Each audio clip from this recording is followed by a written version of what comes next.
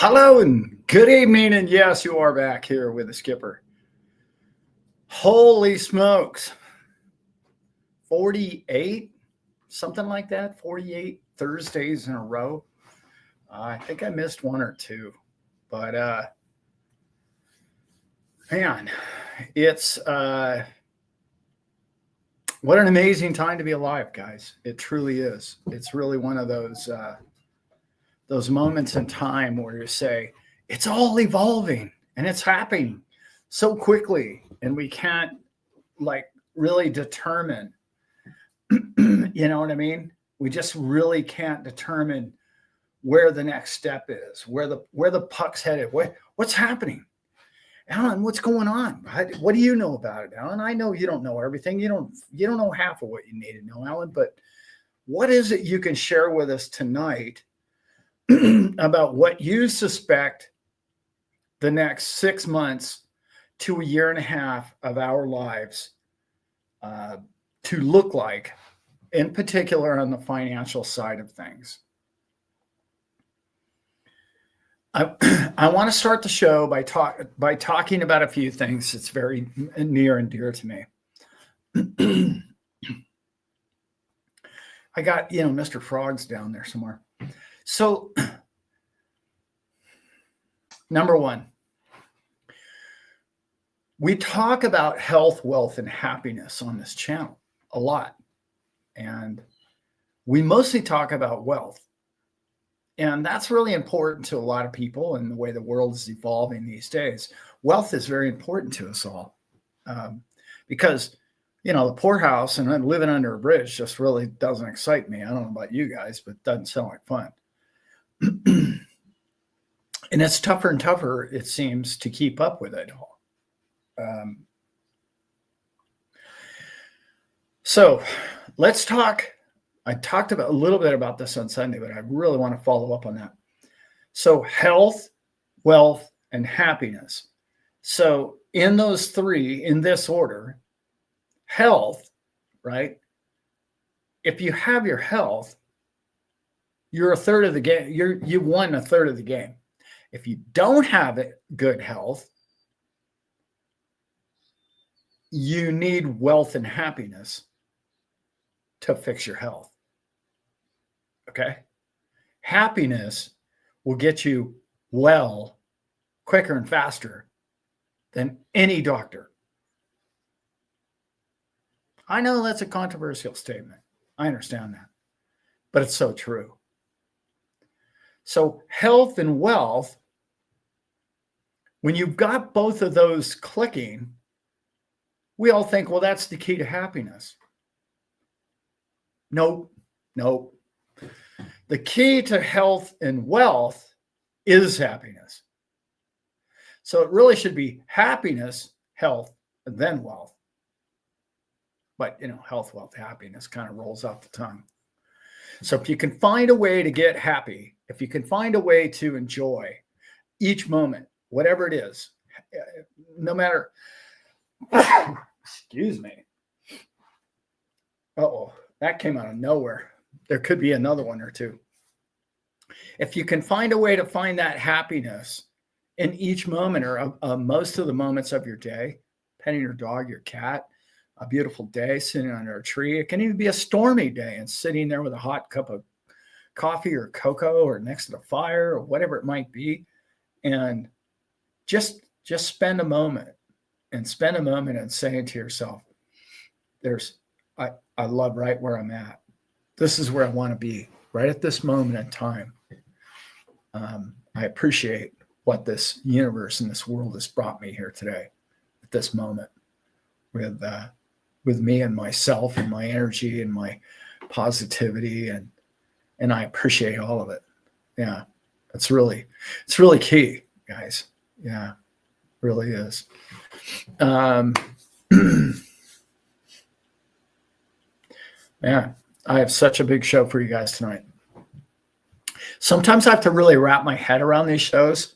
It's so odd to me that as soon as I'm done on a Thursday night, it's like Friday morning, I'll write, the very next morning, I'll be having coffee going, okay, I know what I covered last Thursday. I want to really write all this 5 or 6 days later, when I'm about to do the show again, it's not even relevant any longer. It's like everything changes and evolves so fast in our lives, and it's an amazing time to be alive. It is, however, it's evolving negatively for negative people, faster and faster and faster and faster. And I talk about the two trains a lot. You're either on the peace, love, happiness train, or you're on the world's going to somewhere in a handbasket train. And everything you see is bad, and everything you see is negative, and everything is a problem. And all of that is going to be a big issue. I'm going to address that tonight. I'm going to address with you, take it or leave it, one man's opinion and his observation of what I really think is going on in a big time macro way on this planet right now, monetarily, spiritually, health wise. I'm going to leave what you find healthy and what you find spirituality to be yours. It's not for me to teach you or show or be your guru or neither your financial or spiritual leader. Like, that has to come from within, and who you are is who you are, not trying to be Alan or anybody like Alan. You are you, and that's the beautiful part of you. So important to remember about yourself. We need you. We don't need you to become somebody else. We don't need you to tell everybody how to be. We need you to be you, because you're that important. If you weren't important being an individual and being different in the way you look and the way you act and the way you think, we would all look the same, correct? There's your proof. So yesterday, the Fed came out. I know the Fed. I'm just going to say this right off top of the show. The Fed is a joke. There, I said it. Do they have a purpose? Yeah. Do they matter much anymore? Not like they used to. A lot less than they used to. What do we need them for? Well, I know I talk about this a lot, but I want you all to really understand what I'm about to say. The biggest thing the Federal Reserve can do for the citizens of the United States, and to some degree, everybody on this planet, is they can get people fired. That's what I said. They get people fired from their job. That's how they control the economy. You know that, right? Think about it. So they say, oh, no, we're here to stimulate employment and create a steady balance between issuing money and putting liquidity out of the market and employment rates. So that means when the economy gets too hot and inflation's rolling along and it's getting higher and higher, their job is to do what? Their job is to get you fired. Yeah, that's what I said. Well, it's too hot. There's too many people with too much money. And if there's too much money sloshing around in the pool, prices start going up and everybody's running around buying barbecues and picnic tables and everybody's having a great time. And, the beers are flowing and there's too much going on, which is elevating the price of things. And therefore we have inflation. We must stop this. The citizens are having way too much fun with all this money. How do we control that? They control it by employment. It's right in their statement.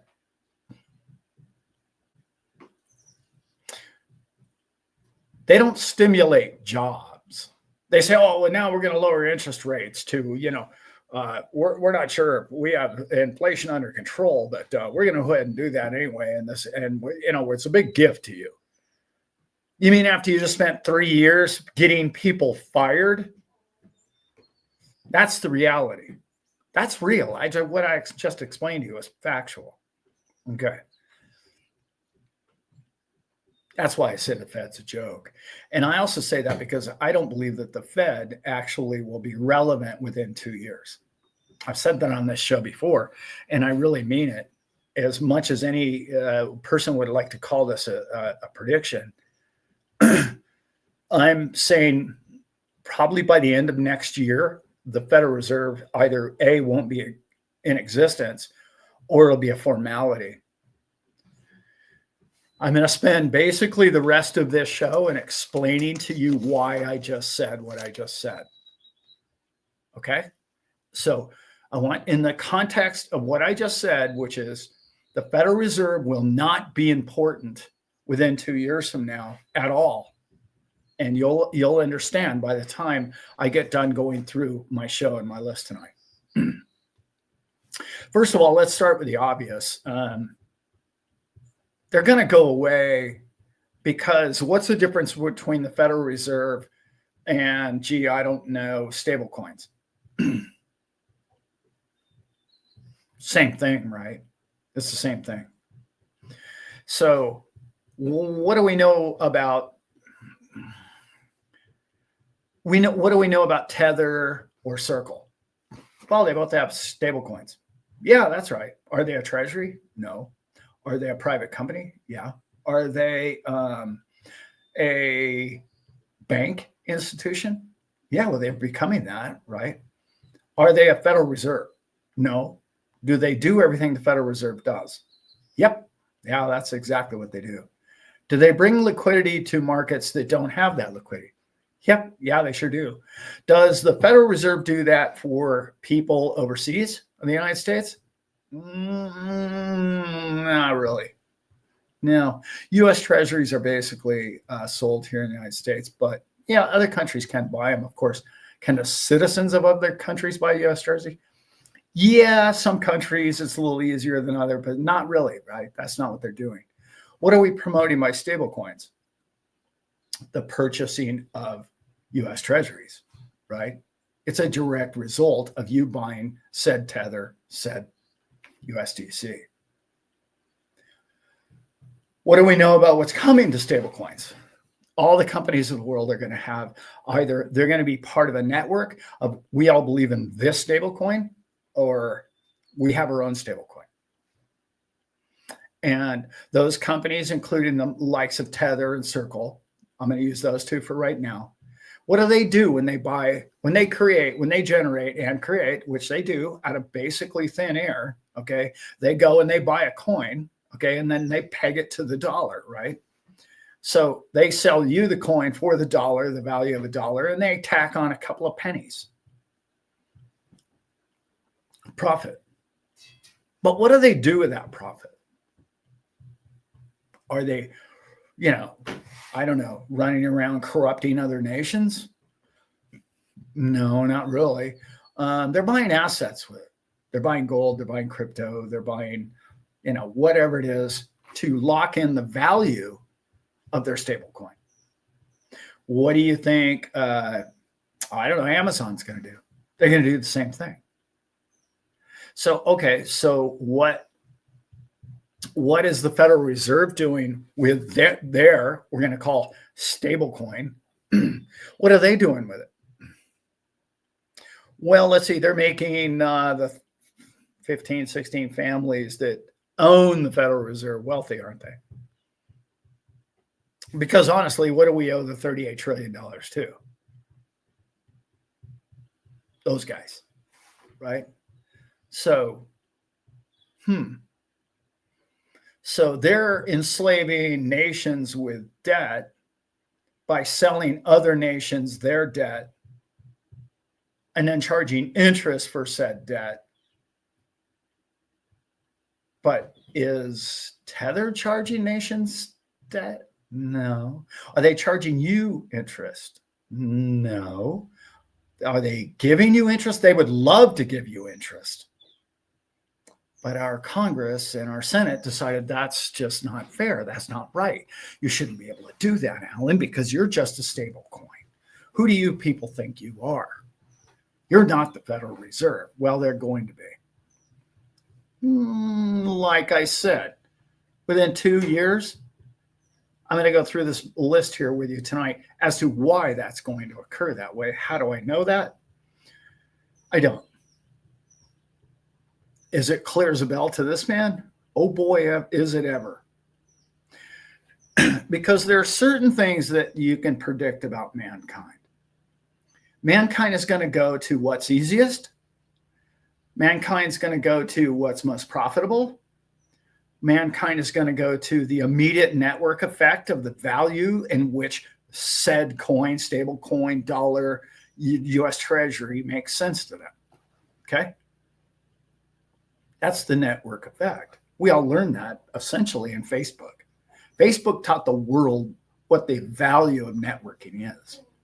So you say, okay, well, all right, Alan, how's that going to work?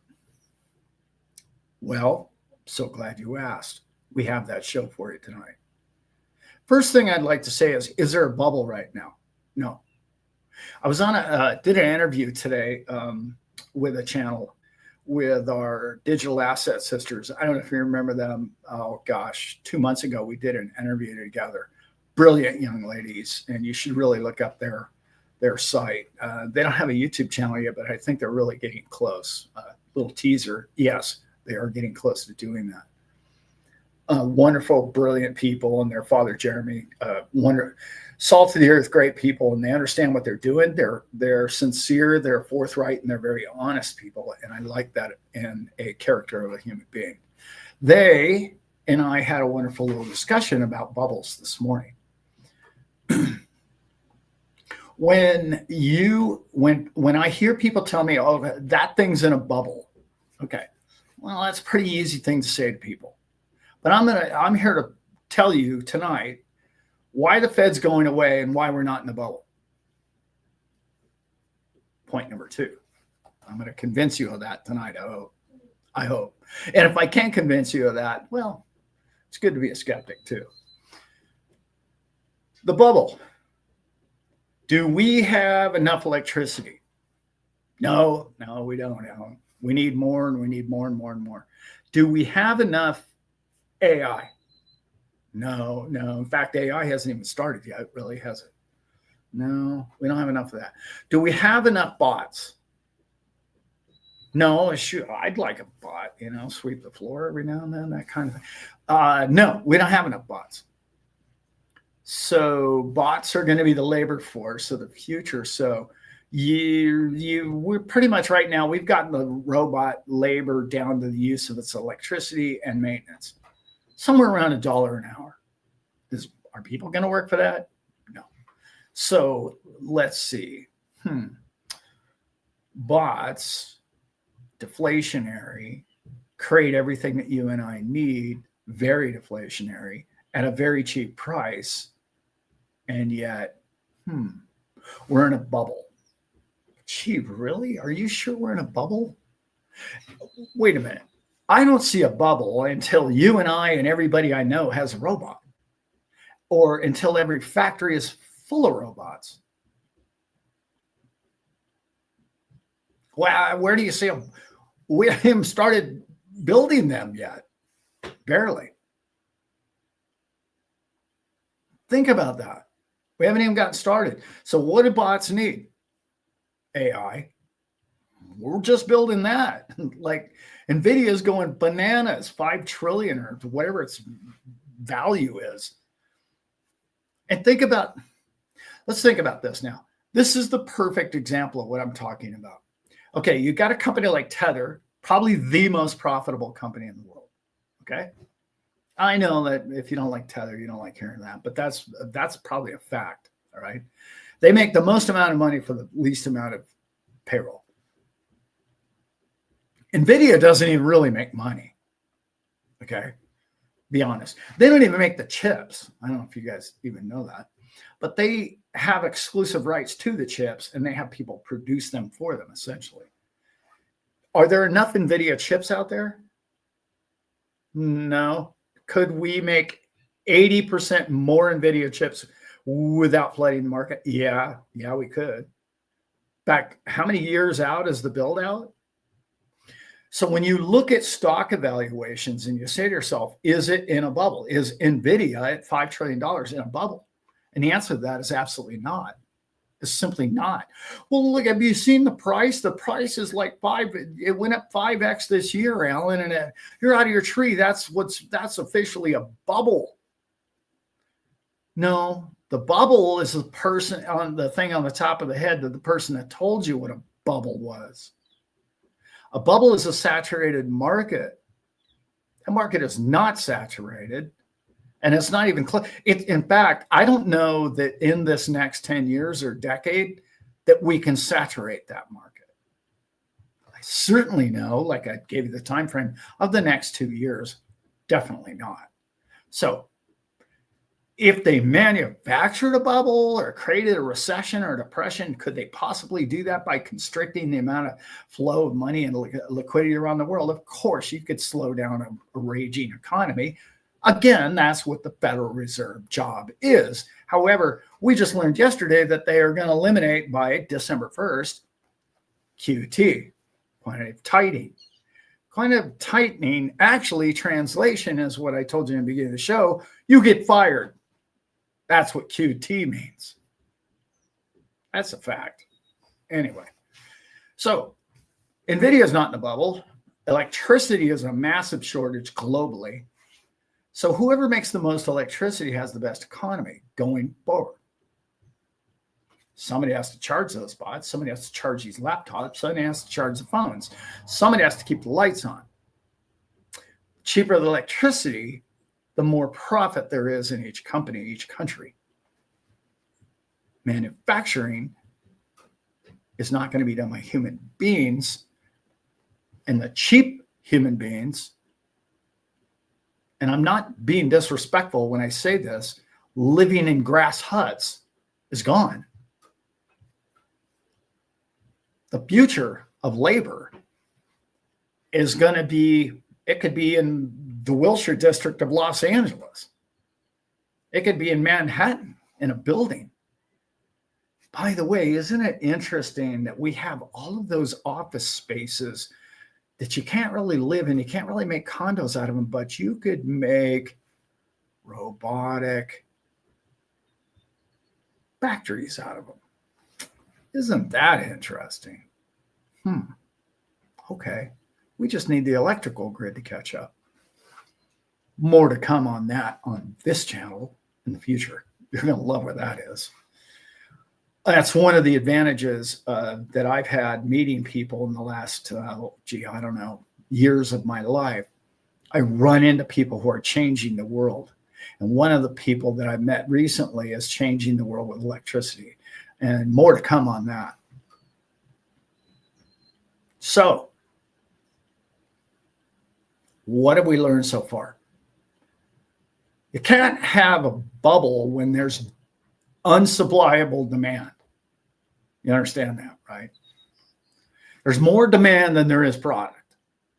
So that means we got to find more product, which employs more people, which employs more companies, which employs more bots, which needs more electricity, which exacerbates the problem. And then you end up needing more factories or people to create the electricity. And the next thing you know, it snowballs, and it's a locomotive flywheel effect. And it's what's called an economy. The previous economy of brick and mortar and sticks and corporate businesses where they had office buildings, that computing power was man's mind. You had an office full of people in cubicles, which was your brain trust of the company. The new brain trust of the company is not a building full of cubicles, is it? It's a laptop like this one that replaces all of those people.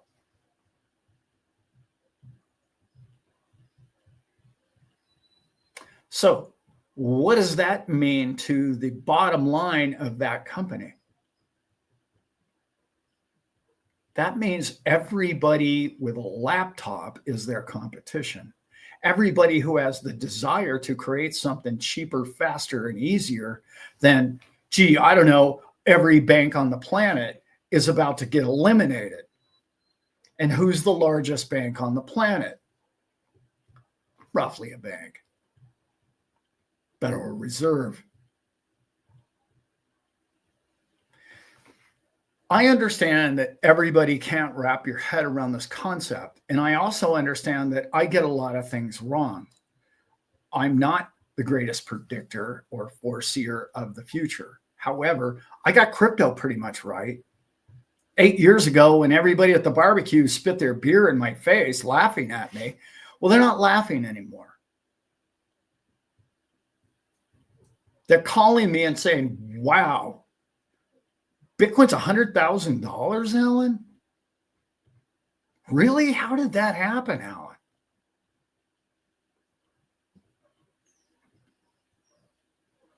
It's not, you've got this trade. You nailed this trade, guys. I'm going to get more into that. I'm stuck on a couple of lines there, and we got to keep moving. Here's another reason why I know that we're not in a bubble and we're not going to be in a recession anytime soon. I don't know about you, but I made money last year. My income is going to increase this year. I would like my income to increase next year. Does that sound like I'm any different than any other human being on the face of this planet? Everybody wants more. Everybody wants a better life. Everybody in all those third world countries, excuse the expression, all the third world countries are moving from the poverty level up because they want better for them and their family and their kids. And you know what? They deserve that. So what happens when an entire planet says, hey, you know what? Let's hit the go button. I want next year to be better than this year. The way to have a global recession or a massive recession in any one country is to convince everybody that there's a big problem and there's a giant bubble and that you should run and there's a boogeyman and you better get, stack a bunch of food in a basement. I'm sorry, I don't see that happening. Why? Because mankind wants to succeed. You are creators. That's what we do. Now you have the ultimate tool in your hands to create whatever it is you want from your life, being AI or whatever. Now, if you don't approve of AI, that's okay. I understand that. I get it. There's a lot of people that are very fearful of it. And we should really keep an eye on that. You're right in some ways. But it's also the ultimate tool. Skip Google search. You've got AI now. And within a year, you're going to be able to talk to it like you're talking to me. And it's going to answer back immediately. No more typing to it.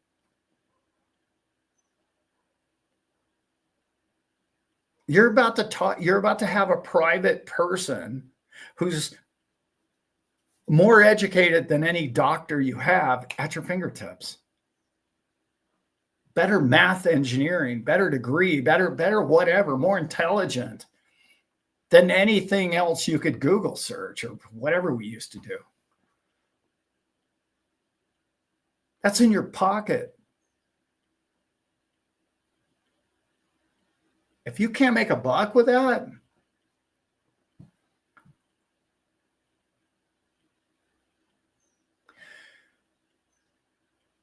the GDP is on the rise, and people keep telling me the economy is falling and it's crashing. GDP is changed, my friends. GDP is no longer cement, wood sales, rebar, wiring, construction materials, car sales, boat, plane, home. Those 9 things used to be GDP. Not any longer. What's GDP now? Service-based. Because you want the human element. You don't want an AI talking to you when you're on vacation. When you get a phone call, you want a human being. When you go to a national park, you want the human tactile experience of it.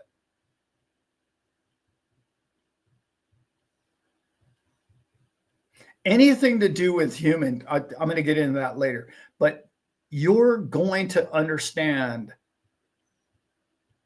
you can have anything you want. And the only thing you need to do is get out of your own way and stop telling yourself that everything's the problem, and stop looking at every single opportunity in your life as if it's a speed bump or a pothole. I know almost all the people I surround myself with don't look at life that way. And I don't know why. It's so, I have to step back when I run into or meet somebody that sees the world that way. You know the type. Everything's a problem.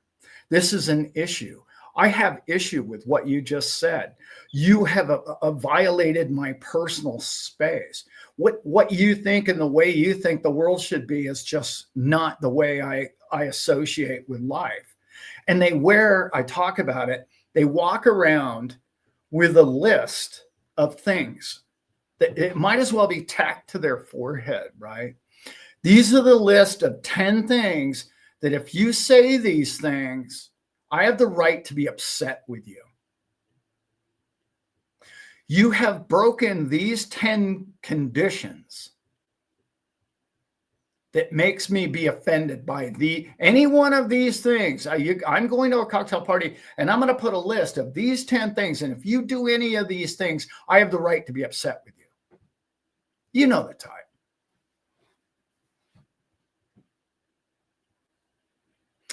And now I'm going to get into what unconditional love means. I know. It's a little heavy in the middle of this video, but bear with me on what that really means. Unconditional love does not mean somebody's trying to burn down your house and you're supposed to love them anyway. That is not what that unconditional love means. Unconditional love means you don't let conditions judge your life. You do not allow the one thing to run your life. This condition that doesn't even affect me to ruin my day, my moment, my life at the moment. Unconditional love is those conditions that may be of somebody else's desire or somebody else's belief or somebody else's billboard that you're driving down and you don't approve of. Unconditional love means I don't care what that means to you. Those conditions are not requirements for my peace and my happiness or my love and appreciation for mankind and my fellow man. You don't have to meet my requirement.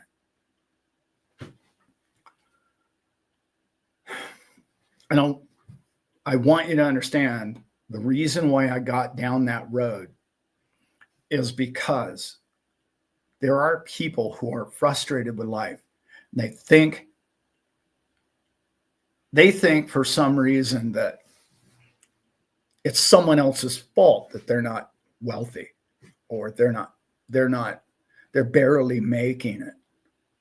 And then they listen to people tell them, that's right. It's somebody else's fault. It's not your fault.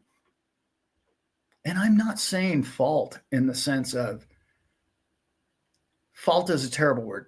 What I'm trying to say is it's conditions out of your control as to the position in which you're in your life. I'm sorry.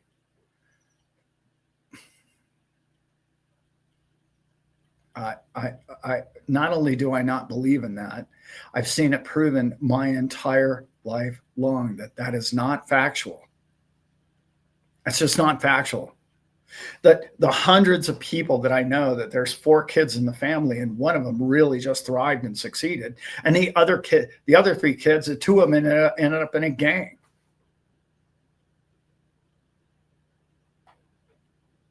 And by the way, just because you're in a gang doesn't mean you can't turn your life around and go another way, because I know 100 people. I can't exactly express to you how I know 100 people that used to be gang members that are amazing people, but I do, or I've met them briefly, and they've changed their lives.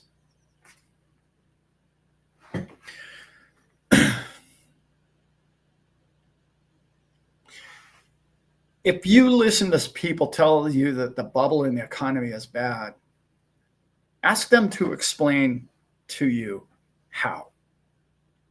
And don't let them tell you the old brick and mortar story that, oh, well, cement sales is down, gasoline sales are down, car sales are down, home sales are down. This is why, Ellen. That was then. I got news for you. Horse sales are way down. You know, we don't sell as near as many buggies as we used to. I don't know. It's just kind of a crazy deal.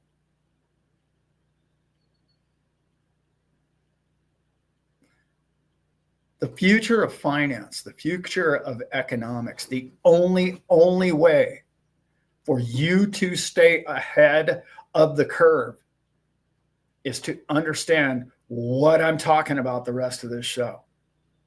It's not your only hope, because you could win the lottery, or you could marry into a wealthy family, or whatever the situation might be. But even that, if you want to make it on your own, if you want to be successful, and if you want to earn a living for you and yours, and you would like to find a way to do that, this Thursday night show is giving you I'm giving you what I got. It might be enough for some of you, and some of you might just, yeah, that guy's just a crazy old guy on YouTube. Both of those are accurate.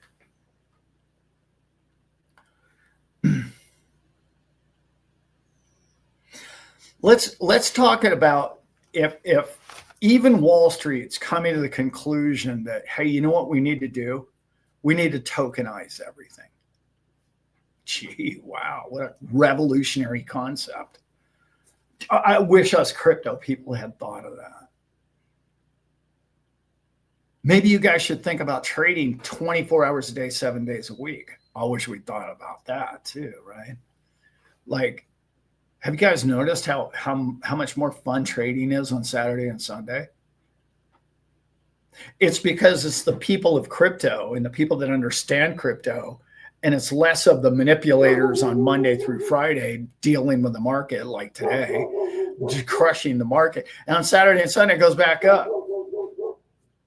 I'm just saying. When you work in crypto like I do, I spend most of my day all day either in one facet or another of crypto, and I work with incredibly brilliant people. What I understand about the tokenization of all things can't be stopped. They're not going to just one day wake up and say, well, we have a better idea. I've got this great idea. We're going to do whatever the new idea is. No, not until they've tokenized everything on blockchain will they come up with the next idea. And this man's opinion, the next thing will be Hashgraph. That'll be the advancement. Yeah.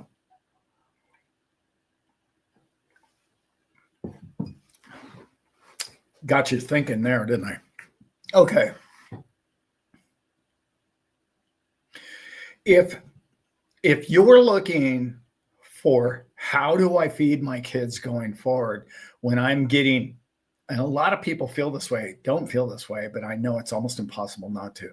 I'm being attacked by bots and robots, and AI and technology is just invading my space. And I'm a white collar accountant, and they're going to replace me within 2 years. And I know it, and I can see it coming.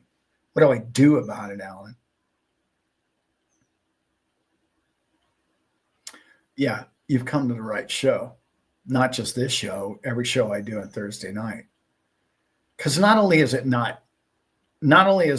your life not in question, not only is your financial future not in question, you're about to crush it. You are so far ahead of the rest of the pack on this whole thing that you're going to make clowns out of all of them. And it's not hard, guys. It's not complicated. So if everything's going to be tokenized and everything in the world is going to have a commodity value to it digitally, that means that everything will be partialized. maybe not the right way to put it. I don't know. There's the Blue Jays are in the World Series. The future sale of the Blue Jays, Toronto Blue Jays, would be tokenize it. And then everybody in Toronto could own a share of it. Okay. Decentralize the team. That'd be the smartest and most financial best decision the owner of the Toronto Blue Jays could ever make. He probably doesn't know that. But see, he's going to need people like you and I to teach him that. So when you tokenize something like the Toronto Blue Jays, I'm bringing them up because they're in the World Series. When you tokenize something of value like that, everybody can own it.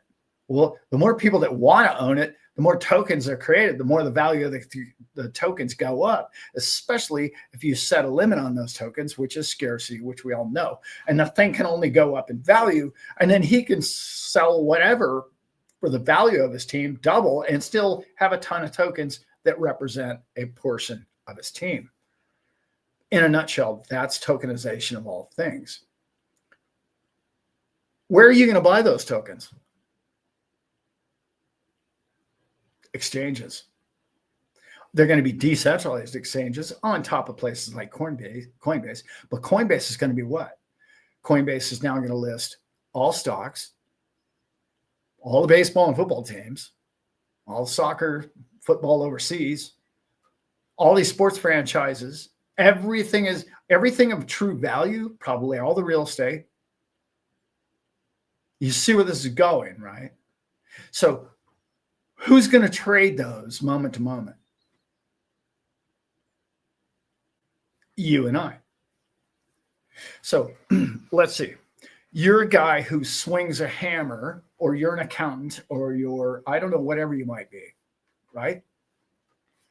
A bot's coming for your job, or AI's coming for your job. So what's your new job? Job number one, I got to turn the page here because this is so important for me. Your job number one right now should be find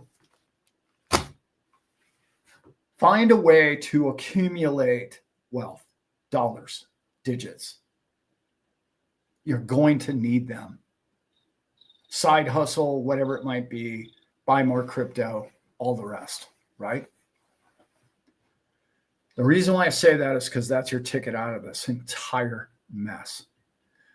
This non-bubble that's about to be financial freedom to anyone that has these said crypto markets, in particular, as you know on this channel, the utility coins or the collateral coins, you're going to crush this next market because Wall Street doesn't have any creativity. They're not entrepreneurs. They don't know anything about building a business or creating a new network or, I don't know, innovation or technology. They don't know any of that. They simply know how to package up what you and I have known that they were going to come to our lap one day. You know, some of us 8, 10, 15 years ago, we knew they were coming. When they come, they're going to have to pay us because they're going to package our products and sell it to the masses, which is what they always do. But the masses don't want the bonds. They don't want stocks.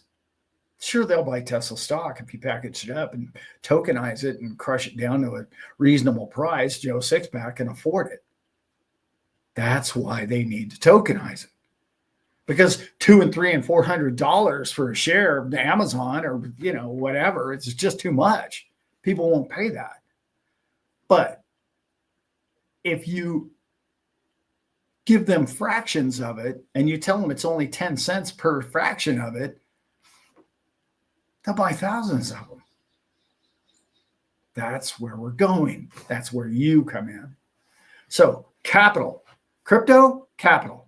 That's what you need right now. That's it. Because all bots will trade, I'll try it. You are not going to trade against bots. I know some of my best friends are traders. Sage, I love you, girl. incredible lady, and I'm proud to call her a good friend of mine. She's very good at trading, and she runs a pack of people that are incredibly good at trading. And there's a bunch of you in here that know who she is, and you're in her group too. And anyway, you're no way you're going to be able to compete. You're just, as a human being, Wall Street already figured that out a decade ago. You can't compete. Okay. So what can you do? You need to find something that trades for you. As you know, we have Go Baby Trader. That's not why I'm having this show here tonight, but Go Baby Trader is an incredible tool for a lot of people. And a lot of people have figured out, wow, I can make 5% a month on my money. I want to caution everybody that I think in the next year to 2 years, you're going to make more money if you just hodl than 5% a month over the time. A year from now, you're going to look back and, wow, I 5x there, but I only 1x on my Go Baby Trader. But for monthly income, and it's an incredible product, and it's a great creator, and it's the most important thing for you to achieve right now is capital. If you get $100,000 ahead, please don't run out and buy a new car. I mean, you can do that if you want. Obviously, who is this man to tell you what to do with your life? Make that money work for you. And even if you just bought the trader and did that, I just want you guys to wrap your head around this. And I've talked about this before. The trader generates $50 a month of income per 1,000 that you put into it. Every 1,000 you put in there, you get $50 every 30 days. Just wrap your mind around that. Actually, Atlantic Living, most people are making like 7 to 8% so far the last 30 days. Yeah. Yeah. And some of them are even higher than that. It's like absurd, but it's been a pretty good month for a trader. A lot of volatility.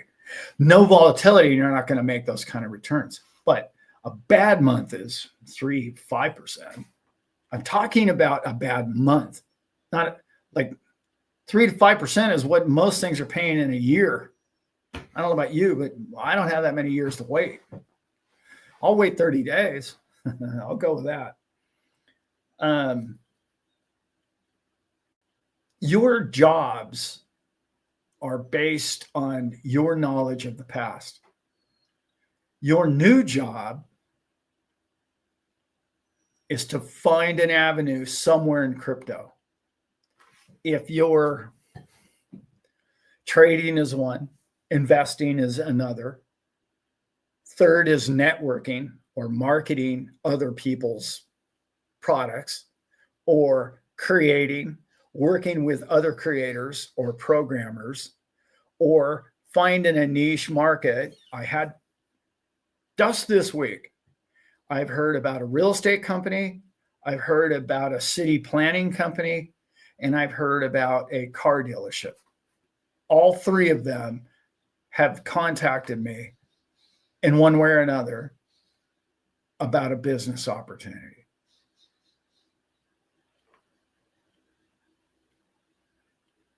I'm not even known for that. Like that's how much is going on behind the scenes. There's that much happening right now in this space, and the need for your knowledge and your abilities just to teach the basics to people. People call me and they go, Alan, just explain to me how a token occurs. How does that happen? Like people that have been in crypto for years, they have no idea how I would profit from creating a token.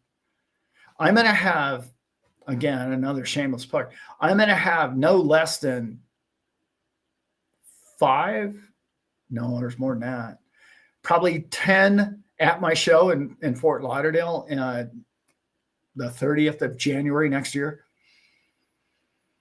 Boy, that's coming fast. I'm going to have no less than 5, possibly 10 different companies that are very brand new startup that I like. I like their idea. I like the people behind it. I like the programmers. I like the brains behind it. I like the idea behind the product, are going to be there at that show. No, they're not going to be up on the stage presenting their wares and saying, oh, buy my token or my whatever. It's going to be an intimate, well, as intimate as 500 people can get, but it's going to be an atmosphere of you can approach them. They want you to approach them. They're there for you all day, and the following day, all day in a picnic barbecue atmosphere for you to go to them and hey, man, what's going on with this coin? I hear you're the guy that you're one of the 5 members of this coin that's here. Alan seems to like what you're up to. How do I learn about your token? How do I learn about what's going on with your coin? What network are you on? Are you XDC or your XRPL? What are you? What's going on? And what's your goal? What's your plan for the future? Those opportunities are everywhere in every room I walk into. But you don't ever walk in those rooms. You know what I mean? Like, I'm known as a crypto guy, right? You're known as a crypto guy, gal, lady, person, human, whatever. You're known as a crypto person when you go to a barbecue. When somebody says, I don't even know what this crypto thing is, what's going on with the whole crypto, they're going to point at you and they're going to go, that's a person over there that you want to talk to. Okay. When you go to these meetups where there's 500 people in the room, and I've had handpicked the companies that are going to be there for your use case, you're going to be like, oh my God, Alan, I talked to that guy over there. He's so smart. I can't even believe it. And he actually gave me the time of day and talked to me for 20 minutes about what he's doing, why he's doing it. And man, I just feel like I know the guy. He even shared his phone number and his contacts with me. And like, I'm going to follow up on what he's got going on. Do you understand what that means? Like, you're so far out ahead of where the rest of the curve of the world is. And I'm not faulting the XRP show at all. I'm not, when I'm about to say what I'm about to say. I've been all 3 years, and I'll probably go next year. I'm probably not going to go to the show, but I'll go to all the after parties. And I'm going to tell you why I'm probably not going to the show. I'm probably not going to the XRP show this year because that show is not about networking. That show is about sit in a chair, sit down, shut up, and listen for 8 hours, 2 days in a row. You can say what you want about who I am or what I believe or the human being that I am, but I'm pretty much a damn goldfish. There is no way. I don't even care if you're talking about desserts and making candies or what. I can't listen to somebody talk to anything for 8 hours straight. I am not going to sit in that chair like that. I hated that in school. I was a terrible student. Terrible. Because I absolutely had no time for their confining, you will conform attitude about it. And I'm not saying it's like going to school, but because you can get up and do whatever you want, obviously, at the show. But that show in particular doesn't have a lot of atmosphere or places for you to go and just socialize and network. It's like, well, the show's on. Let's go listen to the guest speaker. My show's not going to have a lot of guest speakers. I'm not doing it like that. You're going to go to an atmosphere with amazing hors d'oeuvres, with amazing food, with amazing company and contacts and people. And I'm talking about all kinds of people. I'm talking about just Mr. Smith and Mrs. Jones are going to like, oh, wow. You mean you do this and you're there and you got into this when, and oh, what do you know about this one? And the networking effect has changed my life. Okay. I can't really get into all of the things that I'm into.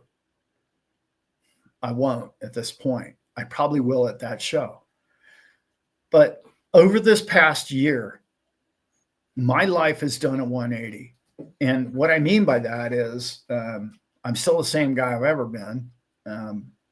But the contacts and the amount of people that I've met and how they've changed my financial future isn't because Alan is smart. It isn't because I got a degree in programming from, Harvard.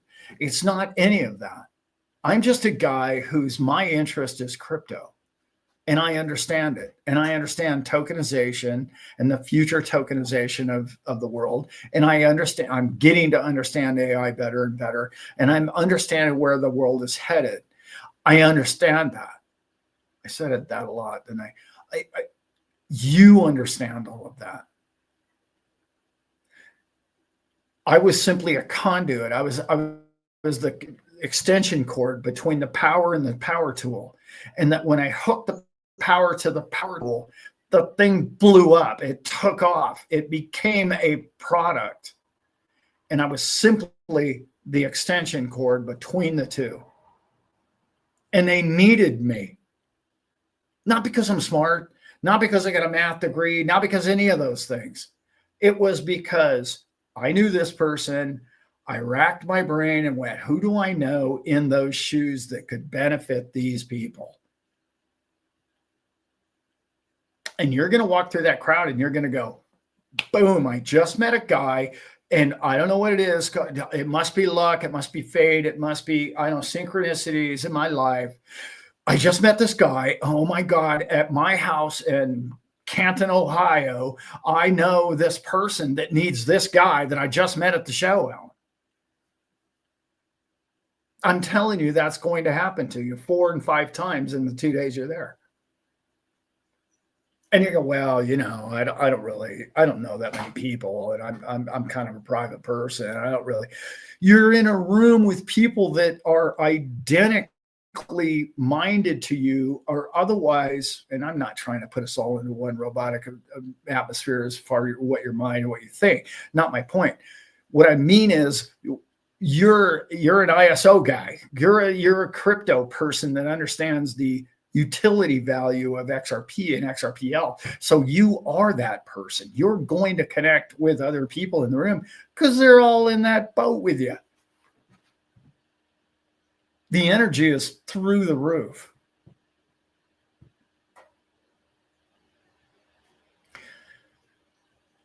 Now, let's get down to the brass tacks.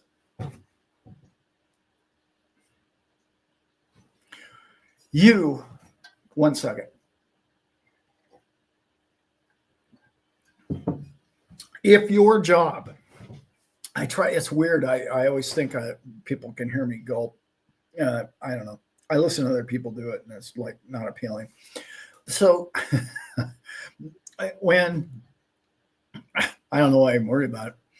So when you are the person that has crypto and you have good crypto, they can't make any more of it. They can't make any more of those. They're not going to make any more of those. They can try and replicate another XRP somehow, some way down the road, sort of like an XLM, but you got those too, probably, right?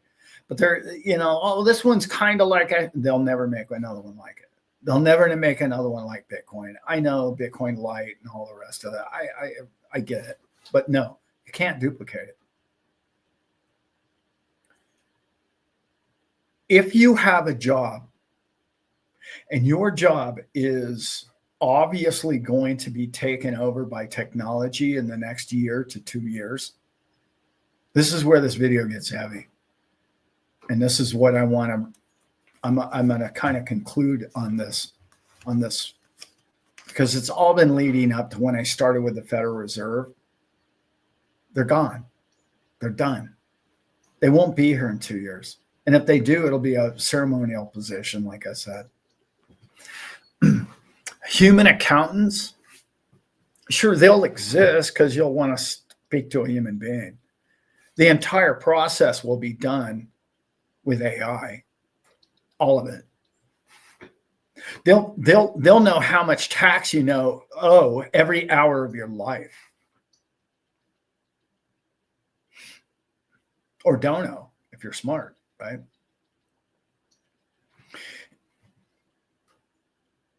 If you have one of those jobs that is pretty obvious, look, within a year or two, it's going to happen faster than you think, that something's going to come along and take your job. Okay, so how do you avoid that? How do you plan for that? How do you make it so that not only am I not going to end up broke and destitute and living under a bridge, what do I do, Alan? Where do I go? How do I avoid that? Like we talked about, you've got to come up with some capital. Capital makes capital pretty quick these days. Like I said, if you've got $10,000 and you're making 5% a month, compounding, that's $20,000 at the end of the year. You double whatever that number might be. Okay. So if you need $100,000 to live on and you've got $100,000, you can make $100,000 with $100,000 in a year, compounded if you wait to the end of the year to take it out.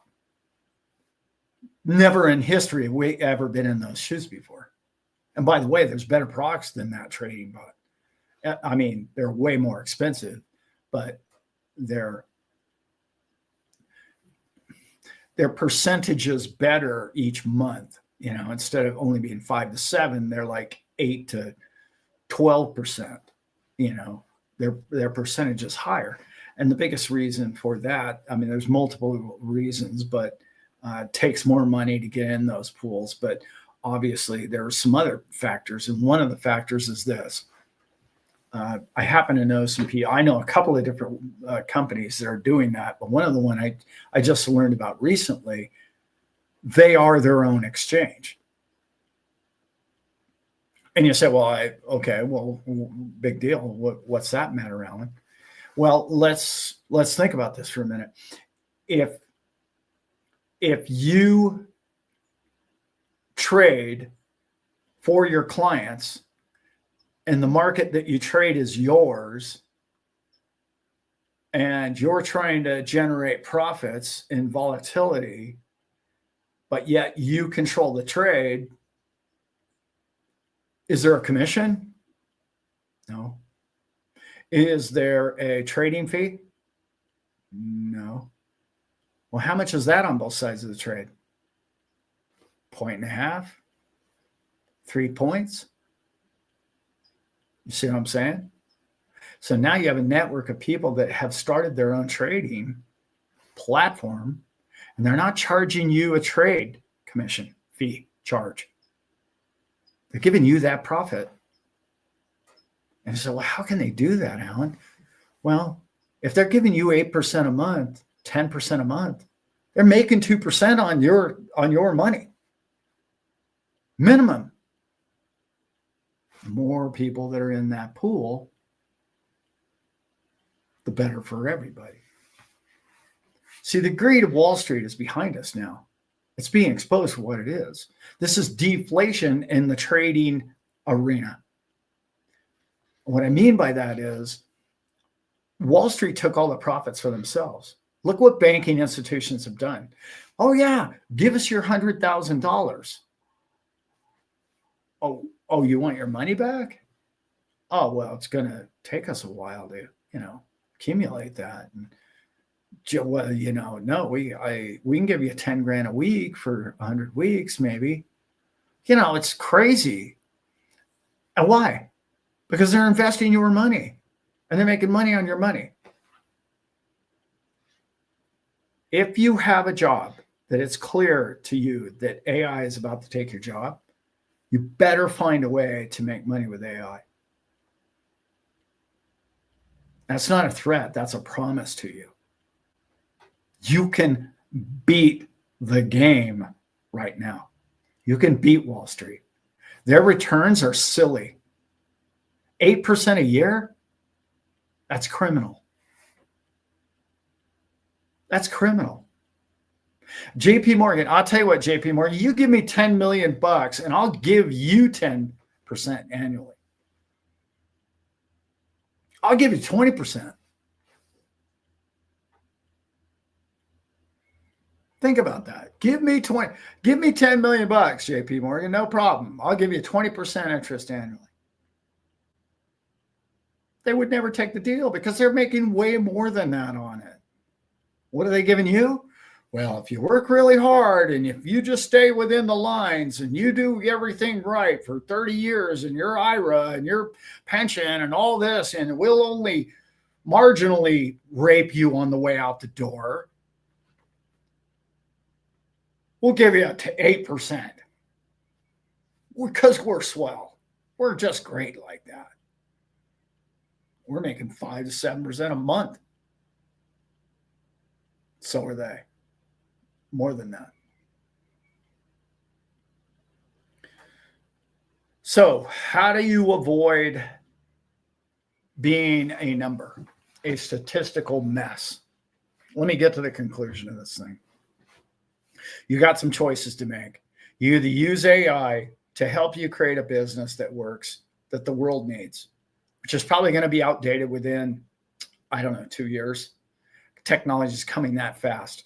That when tech comes that fast, when you create a product that is AI or tech based, that means it's out of use case fast because you create it with AI. That means somebody else is going to come along and create the same thing, especially if it's very successful.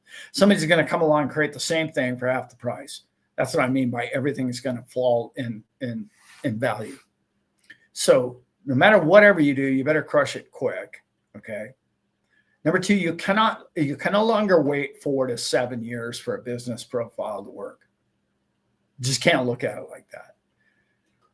But now I'm going to get to what I'm really talking about with this entire show tonight.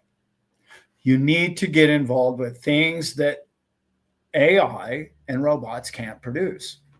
What are those things? Well, obviously the human experience until they can create a robot that's virtually like a human. That's probably at least a decade out, I would guess. I don't know, but I would assume.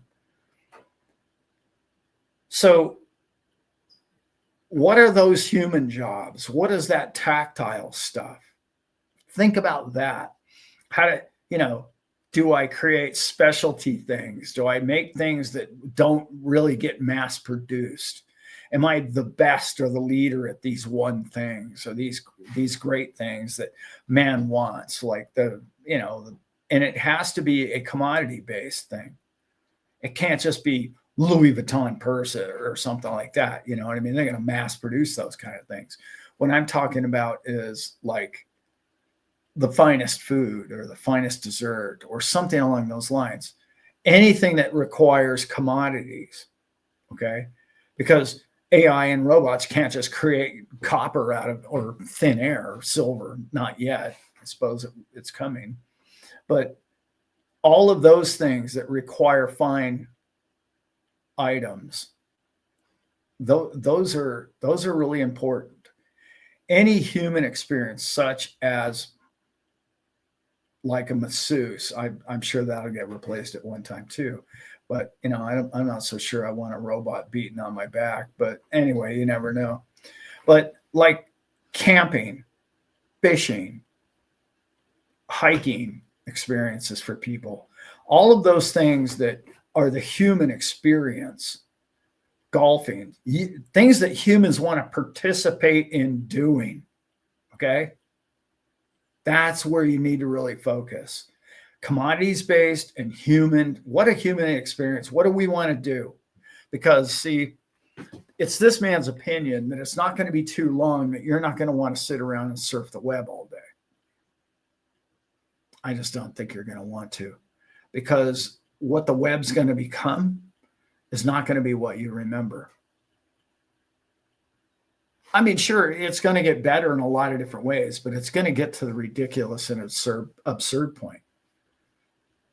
Because, see, the human element's about to leave it.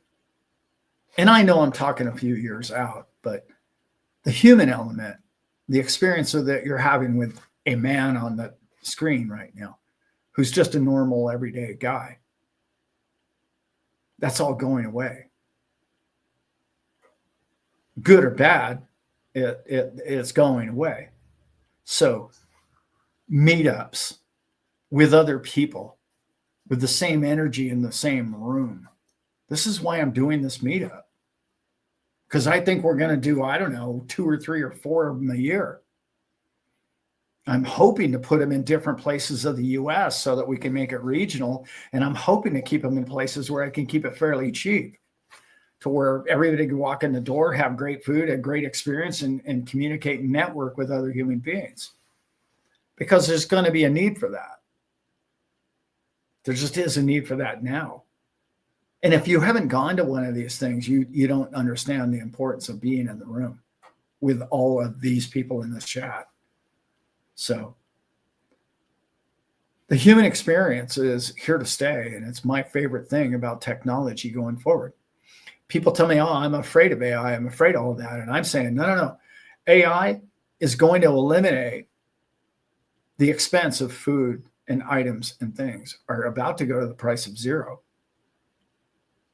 But yet the human experience, the time for you in the shade with a guitar, doing what you want to do, or painting or fishing or bowling or gambling or whatever your thing may be in the world, that human experience, you're going to do 8 hours a day instead of, 2 hours on weekend. That's the beauty of what I see going forward. Yeah. Anyway, I hope you guys got something from all that. I know it's a little bit different than my normal Thursday night shows. I am going to get back next Thursday. This is something you guys are going to want to watch. Next Thursday, I'm going to be in Fort Lauderdale. I'm going to the Future show. I've been invited to go VIP with Edward and Attila and my buddy Ron. I'm taking with me, and we're going to shoot a bunch of video while we're there. Ron's a video guy. He's my video man, and we're going to have a lot of fun. We're going to the future. It's a blockchain, future, AI, rest of it show at the Hard Rock in Fort Lauderdale.